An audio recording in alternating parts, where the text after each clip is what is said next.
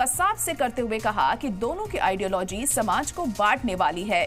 तो इस मुद्दे पर लगातार सियासत गर्माती हुई दिखाई दे रही है। जो रिएक्शन सामने आ रहे हैं उनका भी सिलसिला थमने का नाम नहीं ले रहा है और अब इम्तियाज जलील का बयान भी इस मामले में सामने आया है। एआईएमआईएम नेता इम्तियाज जलील ने मुतनाज़ा बयान देते हुए कहा है कि भागवत और कसाब एक समान है, यानी भागवत का मवाजना उन्होंने अजमल कसाब से कर दिया है। इसको लेकर तमाम सवालिया निशान उनके इस बयान पर उठाए जा रहे हैं। आरएसएस जैसी संगठन का एक बड़ा नेता अगर इस तरह की अगर बात करता है तो मैं ऐसे नेताओं की तुलना जो है वो अजमल कसाब जैसे लोगों से करता हूं। अजमल कसाब क्यों आया था पाकिस्तान से?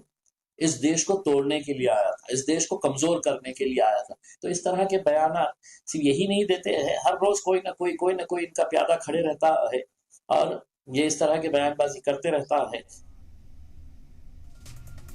और इस वक्त हमारे साथ इम्तियाज जलील साहब जुड़ चुके हैं, जो कि फॉर्मर एमपी हैं, एआईएमआईएम से ताल्लुक रखते हैं। इम्तियाज साहब, बहुत इस्तकबाल है आपका सलाम टीवी में। और सबसे पहले आपसे यही जानना चाहेंगे, ये जो बयान आपने दिया है कसाब का मवाजना भागवत से करा है, क्या सोचकर आपने ये बयान दिया?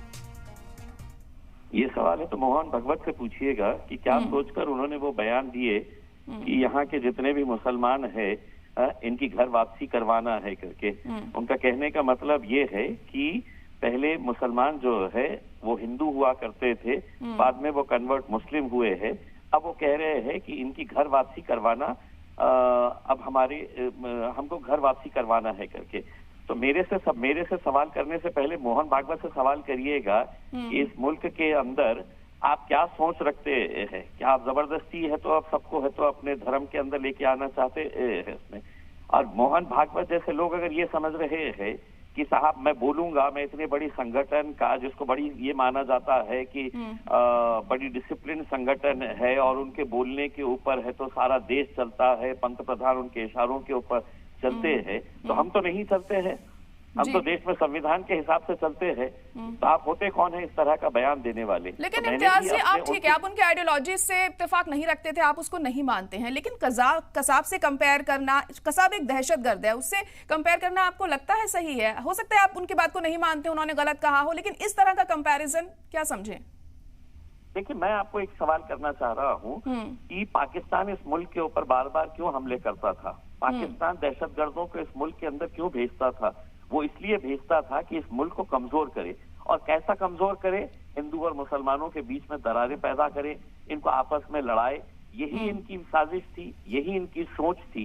जब लेकिन पाकिस्तान ने, अजमल कसाब जैसे दहशतगर्दों ने ये देखा कि हम इतना करने के बावजूद भी यहाँ का मुसलमान इस मुल्क की मिट्टी से कितनी मोहब्बत करता है, इस मुल्क से कितनी मोहब्बत करता है, जब उनको ये एहसास हुआ तो वो थक हार गए।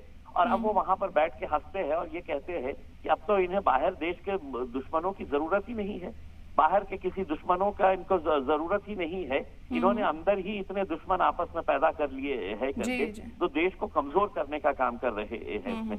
देखिए, आज है तो मुसलमानों को टारगेट किया जा रहा है, कल के दिन हो सकता है कि दलितों को ये कहा जाएगा कि भाई दलित तो है तो अनटचेबल्स थे, अछूत थे, इनको कोई हाथ नहीं लगाना चाहिए था, इनको हमारे साथ बिठाना नहीं चाहिए था, इनको हमारे साथ पानी, इनको हमारे बॉडियों से नहीं पिलाना चाहिए था। यही सोच यही आरएसएस वाले रखते थे। तो आज हमको टारगेट कर रहे हैं, कल के दिन दलितों को करेंगे कि साहब अब इनको है तो वही अछूत जो हुआ करते थे ये अनटचेबल। लेकिन आपके इस बयान को लेकर हम देख रहे हैं कि लगातार मुखालफत भी हो रही है, हिंदू तंजीमें इसके खिलाफ उतरी हुई हैं और तमाम तरह के जो रिएक्शन सामने आ रहे हैं इसके खिलाफ ही दिखाई दे रहे हैं।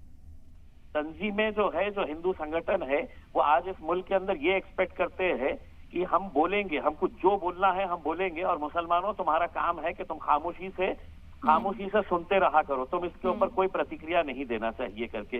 लेकिन हम जो जैसे सवाल करेगा हम उसको वैसा ही जवाब देंगे। चलिए ठीक है, बहुत शुक्रिया इम्तियाज साहब हमारे साथ जुड़ने के लिए।